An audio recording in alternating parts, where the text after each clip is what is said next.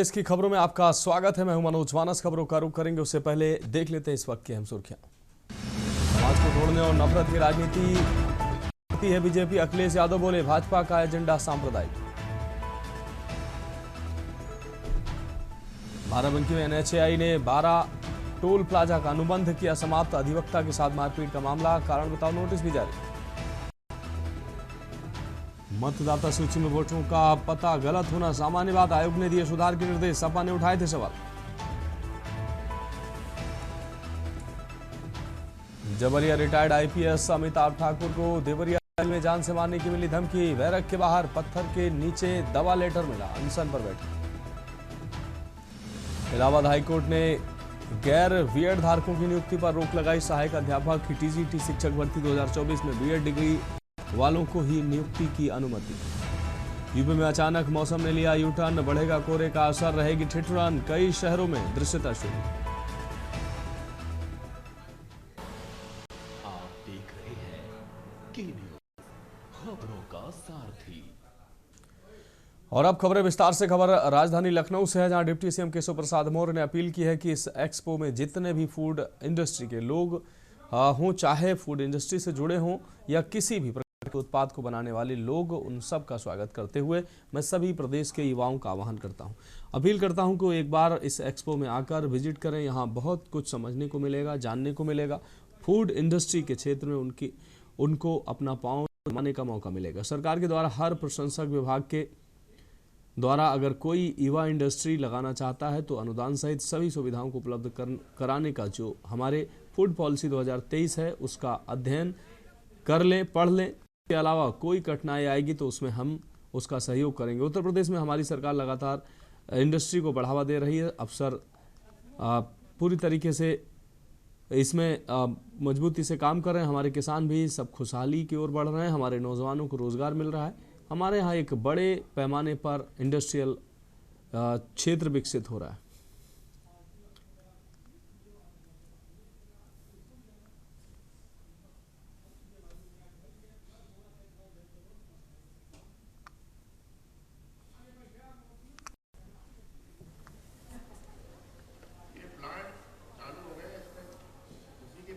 जमाने का मौका मिलेगा।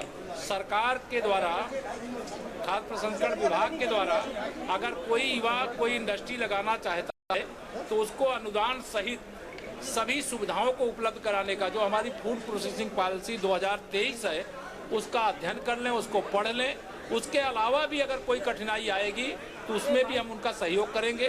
उत्तर प्रदेश में हमारी सरकार लगातार इंडस्ट्रियों को बढ़ावा देने का काम, निवेशकों को अवसर देने का काम कर रही है। हमारा किसान भी समृद्धशाली हो रहा है, नौजवानों को रोजगार भी मिल रहा है, हमारे बड़े पैमाने पर इंडस्ट्रियां भी लग रही हैं। आज रोजगार के सबसे ज़्यादा अवसर अगर किसी क्षेत्र में है तो फूड प्रोसेसिंग इंडस्ट्री में, और फूड प्रोसेसिंग इंडस्ट्री जितनी अधिक लगेगी उतनी अधिक किसानों की भी आमदनी बढ़ेगी, नौजवानों को रोजगार भी मिलेगा और हमारा आर्थिक दृष्टि से हमारा प्रदेश भी और हमारा देश भी मजबूत होगा। भाजपा के कदावर नेता और पूर्व सांसद विनय कटियार बाराबंकी में भाजपा के वरिष्ठ नेता राम सजीवन वर्मा के आवास पर पहुंचे। इस दौरान उन्होंने मीडिया से खुलकर बात की और राजनीति, राम मंदिर व समसामयिक मुद्दों पर अपने चिर परिचित अंदाज में जवाब दिए। जब पत्रकारों ने उनसे आगामी चुनाव लड़ने के बारे में पूछा तो उन्होंने मुस्कुराते हुए अयोध्या आओ तब बताऊंगा कहकर बात को टाल दिया। उन्होंने कहा, मैं 5 बार का सांसद रहा हूं। उनके इस बयान ने राजनीतिक गलियारों में चर्चाएं तेज कर दी हैं। राम मंदिर निर्माण को लेकर कटियार ने कहा कि पत्थरों का भव्य मंदिर बना है और ये काफ़ी अच्छा बना है। हालांकि उन्होंने ये भी जोड़ा कि मंदिर में अभी बहुत काम बाकी है। चंपत राय से मुलाकात न होने के सवाल पर उन्होंने तंज भरे लहजे में कहा, वे ट्रस्टी हैं और हम महाट्रस्टी। मंदिर जाने और उनसे मिलने का क्या संबंध। बागेश्वर धाम के धीरेन्द्र शास्त्री के हालिया बयानों का उन्होंने समर्थन किया।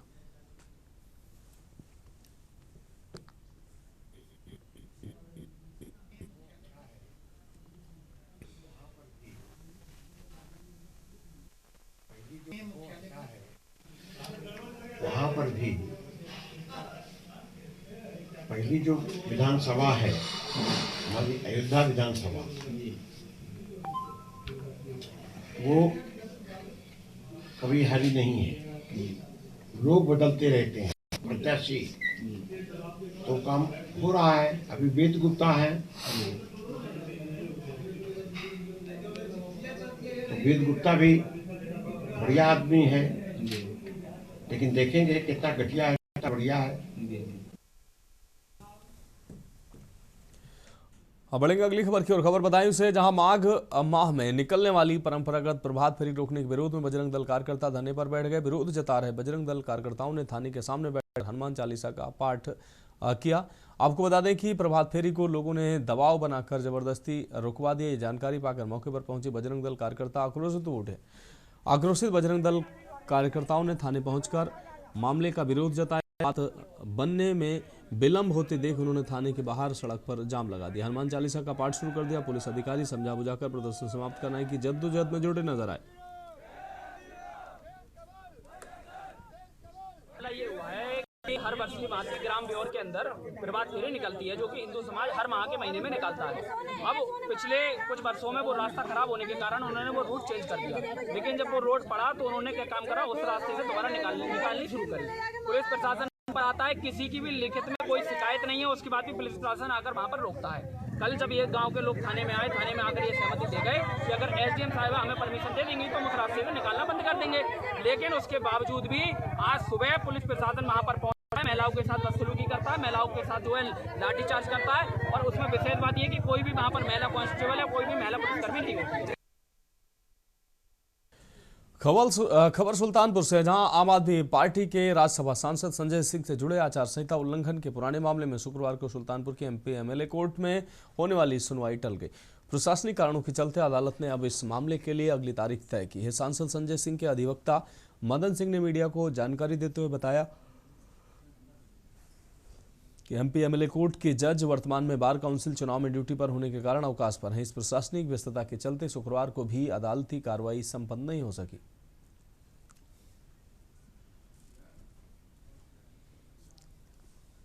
सिंह के मुकदमे में पीओ महोदय के चुनाव में ड्यूटी होने के कारण बार काउंसिल का चुनाव चल रहा है, उसमें उनकी ड्यूटी लगी हुई है, जिसके कारण वो अवकाश पर थे और कोई कार्रवाई नहीं हुई।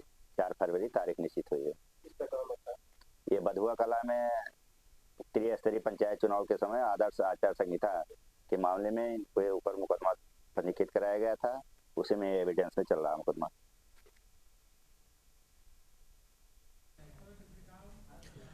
केंद्र सरकार रिन्यूएबल एनर्जी के क्षेत्र में तेजी से काम कर रही है। सौर ऊर्जा और विंड एनर्जी के जरिए ऊर्जा के स्रोत बढ़ रहे हैं। उत्तर प्रदेश में कानपुर सौर ऊर्जा के क्षेत्र में तेजी से आगे बढ़ रहा है। कानपुर नगर प्रधानमंत्री सूर्य घर योजना के तहत सोलर रूफटॉप के मामले में प्रदेश में तीसरे स्थान पर पहुंच गया है। शहर में 20,756 घरों की छतों पर लगे सोलर सिस्टम से कुल 64 मेगावाट बिजली का उत्पादन हो रहा है, जिससे कानपुर ऊर्जा आत्मनिर्भरता की ओर तेजी से आगे बढ़ रहा है। इस योजना से अब तक करीब 80,000 टन कार्बन उत्सर्जन कम हुआ है, जो लगभग 35 लाख पेड़ों के बराबर पर्यावरणीय लाभ देता है। योजना फरवरी 2024 से लागू है और ये योजना 80 से 90 नए सोलर सिस्टम लगाए जा रहे हैं हर दिन। इससे सालाना 9.6 करोड़ यूनिट स्वच्छ बिजली का उत्पादन हो रहा है, जिसकी कीमत 34 से 38 करोड़ रुपए आंकी गई है। प्रति किलोवाट सोलर सिस्टम से रोज 5 यूनिट बिजली मिल रही है। इससे 30 से 35 हजार घरों की दैनिक बिजली जरूरत पूर्ति हो रही है।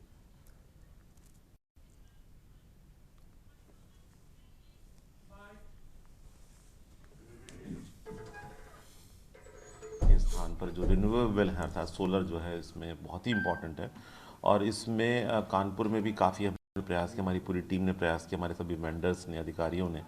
तो इसके क्रम में हम लोगों ने जो पिछले कुछ समय में प्रयास किए हैं, 1.5 साल में, उसके फलस्वरूप काफ़ी प्रगति हुई है और हम लगभग 100 कनेक्शन पर डे की गति से कानपुर में लगवा पा रहे हैं जो सोलर में है। और उससे सब्सिडी का भी फ़ायदा पब्लिक को बहुत है और उसके अलावा भी जो इसका सबसे बड़ी बात यह है कि जो ग्रिड पर जो लोड है वो भी बैलेंस हो जाता है। पब्लिक को जो ज़्यादा गर्मी के समय में ज़्यादा बिजली बनती है उसका लाभ फिर उन्हें जाड़े में भी मिल सकता है। अगली खबर कानपुर से है, जहां कर्नलगंज पुलिस ने ज्वेलर्स के साथ ठगी करने वाले अंतरजनपदीय सातिर ठग गिरोह का पर्दाफाश करते हुए पुलिस ने 2 आरोपियों को गिरफ्तार कर लिया है। गिरफ्तार आरोपी नकली चांदी की सिल्ली, फर्जी आधार कार्ड और फर्जी पहचान पत्र के जरिए ज्वेलरी कारोबारियों को ठगी का शिकार बनाकर चूना लगाते थे। आरोपियों से 5 लाख रुपए कीमत की नकली चांदी और सोने के सिक्के बरामद हुए हैं। पुलिस के मुताबिक गिरफ्तार आरोपियों ने अपने नाम गुप्ता उर्फ देवा और आकाश अग्रवाल उर्फ राजा बताया है, जो नकली चांदी पर असली चांदी की परत चढ़ाकर सिल्ली तैयार कर कारोबारियों को ठगते थे। पुलिस गिरोह के अन्य सदस्यों को गिरफ्तार कर गिरोह को नेस्तनाबूद करने के प्रयासों में जुटी है। देखिए, दिनांक 18/10/2025 को एक सराफे के दुकानदार के साथ ठगी की घटना घटित हुई थी। इसमें कुछ लोग आए और आ करके सराफे की दुकान से चांदी की सिल्ली खरीदी और खरीद करके ले गए। कुछ दिन बाद वो वही चांदी की सिल्ली लेकर के वापस आए और वापस आकर के उन्होंने कहा कि ये हमारी चांदी की सिल्ली वापस ले लीजिए और ले करके इसके बदले कुछ सोने के सिक्के दे दीजिए। और ये दिन धनतेरस का था, जब दुकान में काफ़ी भीड़ भाड़ थी। सराफे के लोगों ने इसको खरीद लिया।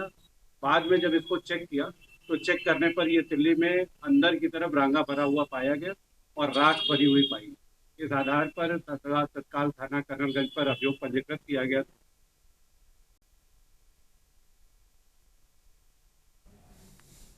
बाराबंकी जनपद के होनहार पैरा बैडमिंटन खिलाड़ी प्रहलाद के लिए अब अंतर्राष्ट्रीय स्तर पर तिरंगा लहराने की राह आसान हो गई है। आर्थिक तंगहाली को खेल के आड़े आने से रोकते हुए जिलाधिकारी बाराबंकी ने संवेदनशीलता दिखाई है और CSR फंड के माध्यम से खिलाड़ी को महत्वपूर्ण वित्तीय सहायता उपलब्ध कराई है। इस अवसर पर जिलाधिकारी ने कहा कि खेल और खिलाड़ियों को प्रोत्साहित करना सरकार की प्राथमिकता है। उन्होंने बताया कि प्रहलाद में अद्भुत प्रतिभा है और फंड की कमी के कारण उन्हें रुकने नहीं दिया जाएगा। CSR फंड के माध्यम से दी गई ये मदद प्रहलाद को आगामी अंतर्राष्ट्रीय मैचों में भाग लेने और बेहतर ट्रेनिंग में सहायता प्रदान करेगी।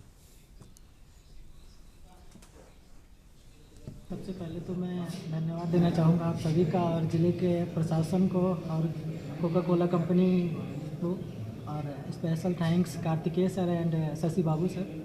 मैं एक ग्राउंड लेवल से तराई क्षेत्र का रहने वाला प्लेयर हूँ, जिसने कभी शुरुआत में गेम के बारे में सोचा भी नहीं था और वहाँ पर सोचने का हम कहेंगे तो इजाज़त भी नहीं है, क्योंकि एक कहावत थी, खेलोगे कूदोगे तो बनोगे खराब, पढ़ोगे तो बनोगे नवाब। राज्य सरकार और भारत सरकार भी लगातार जो खिलाड़ी हैं हमारे जनपद में, हमारे प्रदेश में, उनको प्रोत्साहित करने के लिए प्रयास कर रही है और उसी के क्रम में एक छोटा सा प्रयास हम लोगों की तरफ से भी यहाँ पर हुआ है। हमारे जनपद की शान है प्रहलाद, जो कि पैरा बैडमिंटन के अंतर्राष्ट्रीय स्तर के खिलाड़ी हैं, तो उनको एक विशेष प्रकार की व्हील चेयर की ज़रूरत थी आगे अंतर्राष्ट्रीय स्तर के कॉम्पिटिशन्स में पार्टिसिपेट करने के लिए। तो आपसे हम लोग रेगुलर मुलाकात होती रहती, तो आपने उस आवश्यकता के विषय में बताया। ज़रूरी तो है और पैरा मिलिट्री के लिए कोई भी आगे आना नहीं चाहता है और नहीं इसको इसका अंदाज़ा है कि इसका क्या महत्व है। इसके महत्व को जिलाधिकारी महोदय के माध्यम से हम लोग कहा गया, समझ के हमारी कंपनी ने उनको सुविधा उपलब्ध, जिससे आगे जा कर के ओलंपिक चैंपियन बने और गोल्ड मेडल बाराबंकी और देश के लिए ले।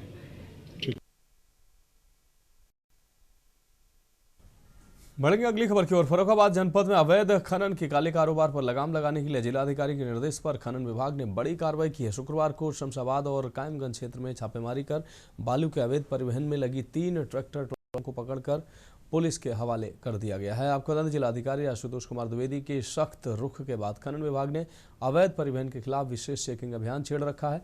इसी क्रम में जिला खनन अधिकारी संजय प्रताप सिंह ने गोपनीय सूचना के आधार पर थाना शमशाबाद और थाना कायमगंज क्षेत्र के गांव में दबिश दी। शमशाबाद क्षेत्र से बालू लदी 2 ट्रैक्टर ट्रॉलियां पकड़ी गई हैं। कायमगंज क्षेत्र में अवैध बालू ले जा रही एक ट्रैक्टर ट्रॉली को जब्त किया गया। खनन अधिकारी ने तीनों वाहनों को जब्त कर संबंधित थानों की पुलिस अभिरक्षा सुपुर्द कर दिया।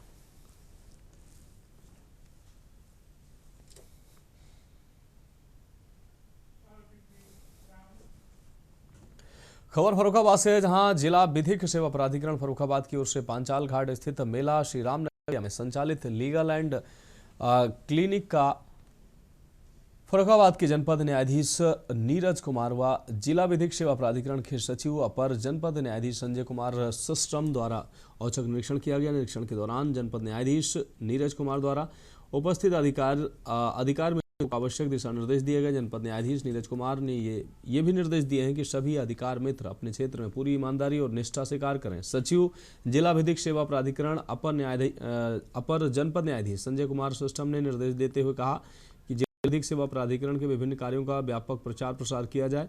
जन सहयोगी सेवाएं जैसे जन उपयोगी सेवाएं जैसे वायु, सड़क या जलमार्ग द्वारा यात्रियों, मालवहन के लिए यातायात सेवा,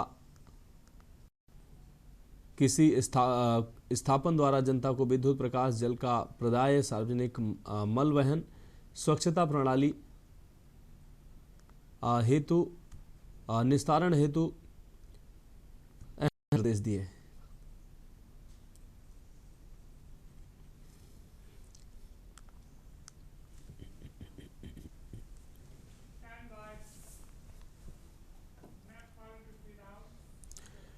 अगली खबर की ओर, अवैध निर्माण और बिना नक्शा पास कराए कॉलोनी बसाने वाले भूमाफियाओं के खिलाफ बुलंदशहर खुर्जा विकास प्राधिकरण ने कड़ा रुख अख्तियार कर लिया है। शुक्रवार को प्राधिकरण की टीम ने भारी पुलिस बल के साथ खुर्जा क्षेत्र के विभिन्न इलाकों में चल रहे अवैध प्लॉटिंग को पूरी तरह ध्वस्त कर दिया। प्राधिकरण की टीम ने खुर्जा क्षेत्र के उन प्रमुख मार्गों को निशाना बनाया जहां मानक विहीन तरीके से प्लॉटिंग की जा रही है।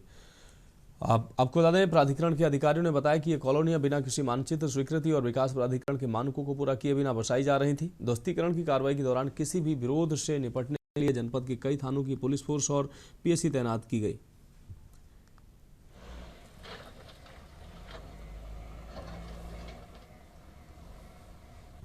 अब ये अभी 1 सप्ताह का पूरा अभियान लगा हुआ है, जिसके अंदर जो भी हमारे संज्ञानित में हैं उन सब के ऊपर कार्रवाई की जानी है। विशेष रूप से कार्रवाई जो अभियान के तहत हो जाएगी उसमें हम लोग कर रहे हैं। क्या नियमितताएं थी सर जो ये कार्रवाई की गई है? बिना स्वीकृत कराए ये लोग अपना डेवलप कर रहे थे।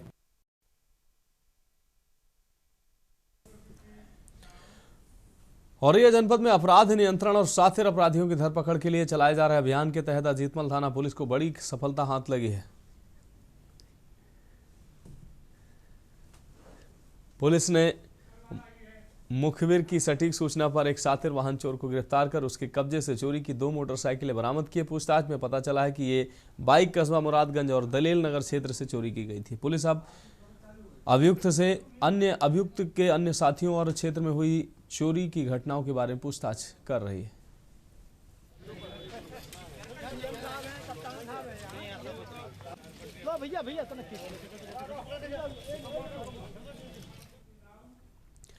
संभल जनपद के बहजोई थाना क्षेत्र में पुलिस ने एक बड़ा चोरी और धोखाधड़ी का मामला उजागर किया है। व्यापारी लोकेश के 888 बोरे चावल को व्यापारी बनकर खुद बेचने और अधिक लाभ प्राप्त करने के उद्देश्य से 3 आरोपियों ने ट्रक छुपाकर हरियाणा ले जाने की योजना बनाई।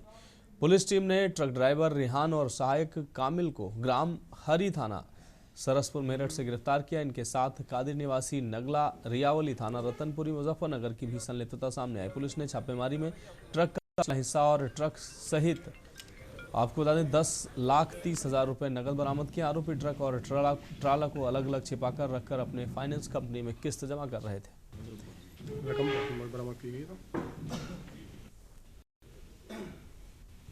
23/11 को हमारे जनपद थाना बहजोई के अंदर एक घटना घटित हुई थी। उसके अंदर एक व्यक्ति जिनका नाम लोकेश है, जो बहजोई के अंदर चावल के व्यापारी हैं, उनके द्वारा अपना माल हरियाणा के लिए भेजा गया था।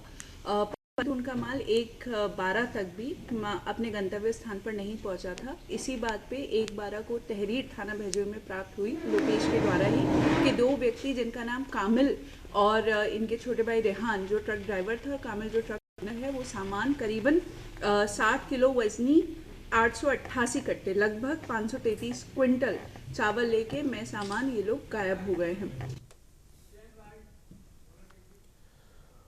अगली खबर का रुख करेंगे सुल्तानपुर से, जहां प्रशासनिक निर्देशों पर नगर पालिका परिषद ने अतिक्रमणकारियों के प्रति सख्त रवैया अख्तियार कर रखा है। ईओ लालचंद ने शहर में जाम की समस्या हल कराने के मद्देनजर बेंडिंग जोन का निरीक्षण किया है। उन्होंने रेहड़ी पटरी दुकानदारों को निर्धारित बेंडिंग जोन में ही कारोबार करने के निर्देश दिए। साथ ही सभी पथ विक्रेताओं के साथ बैठक कर आवंटित स्थानों पर दुकान लगाने के निर्देश दिए।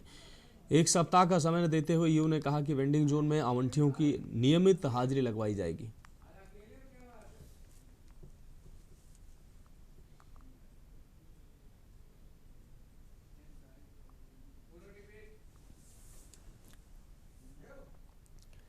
अगली खबर औरैया से, जहां सदर तहसील के मौजा आनेपुर पहुंची राजस्व व कोतवाली पुलिस की संयुक्त टीम ने एक पक्ष द्वारा लगाई गई जाली हटवाई है। कार्रवाई के वायरल हो रहे वीडियो में लोगों की भारी भीड़ की मौजूदगी में संबंधित भूमि पर जेसीबी व ट्रैक्टर चलते हुए साफ तौर पर आप देख सकते हैं। साथ ही महिलाएं रोते बिलखते प्रदर्शन करते दिखाई दे रही हैं। हालांकि कार्रवाई करने पहुंची टीम इस सब पर ध्यान न देकर अपने काम में जुटी रही। इस कार्रवाई को लेकर लोगों द्वारा सवाल उठाए जा रहे हैं। हालांकि के न्यूज़ जो वायरल वीडियो की पुष्टि नहीं करता है।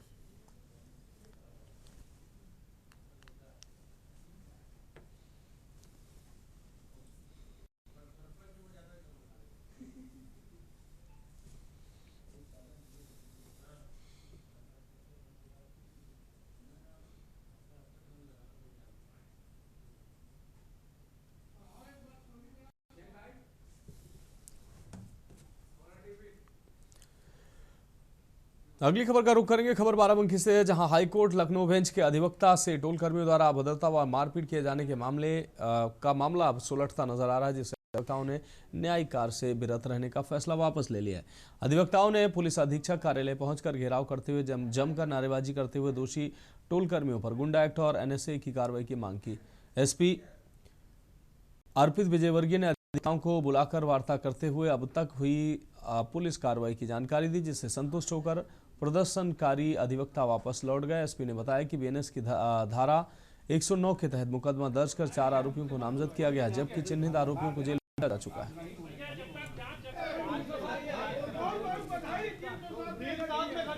मैं आप सभी लोगों को अवगत कराना है कि जो 2 दिन पहले एक घटना हुई थी हैदराबाद टोल पे, जिसमें एक अधिवक्ता के साथ वहाँ पे जो मौजूद टोल थे उनके द्वारा मारपीट की गई थी। इस संबंध में सुसंगत धाराओं में मुकदमा पंजीकृत किया गया था और जो 5 टोल कर्मी हैं, 4 जो नामजद थे और जो एक और व्यक्ति जिसको वीडियो के माध्यम से चिन्हित किया गया था, उनको कल ही अरेस्ट कर लिया गया था। फिलहाल उत्तर प्रदेश की खबरों में अभी के लिए मेरे साथ इतना ही। मुझे दीजिए इजाजत और आप देखते रहिए के न्यूज़ इंडिया।